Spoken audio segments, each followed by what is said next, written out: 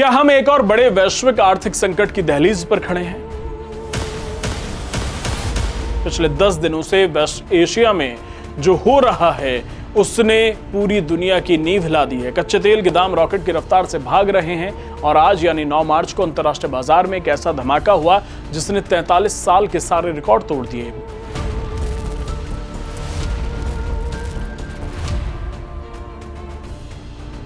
Brent crude $115 के पार निकल चुका है। आखिर ईरान, अमेरिका और इजराइल की इस जंग से आपकी जेब पर कितना असर पड़ने वाला है? क्या भारत में भी पेट्रोल डीजल के दाम बढ़ेंगे? इस वीडियो में हम हार्मुज स्ट्रेट की सिचुएशन से लेकर डोनाल्ड ट्रंप के अगले स्टेप्स पर भी बात करेंगे। सुबह से ही एनर्जी मार्केट में कोहराम मचा हुआ है। महज कुछ घंटों की ट्रेडिंग में तेल की कीमतों में आग लग गई। पिछले शुक्रवार तक जो तेल $90 के आसपास था उसने अचानक $100 का स्तर पार कर लिया है।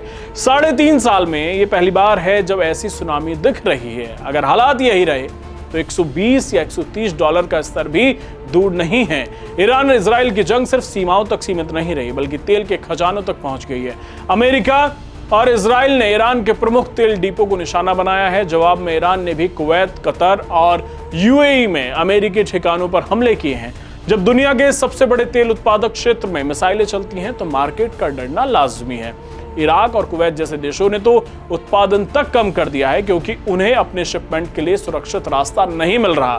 स्ट्रेट ऑफ हॉर्मुज समुद्र का एक संकरा रास्ता है जहां से दुनिया के कुल तेल का 20% हिस्सा गुजरता है। ईरान ने इसे बंद करने की चेतावनी दी है। आज हालात ये हैं कि बड़ी टैंकर कंपनियां इस इलाके में जहाज भेजने से डर रही हैं। अगर ये रास्ता पूरी तरह बंद हुआ तो सप्लाई चेन टूट जाएगी। सप्लाई कम और डिमांड ज्यादा, यही वजह है कि तेल की कीमत $115 के पार चली गई है। इस संकट के बीच अमेरिकी राष्ट्रपति डोनाल्ड ट्रंप का बयान भी सामने आया। उन्होंने इसे एक टेम्परेरी राइज बताया है। उनका कहना है कि ईरान के परमाणु खतरे को खत्म करने के लिए ये एक छोटी सी कीमत है।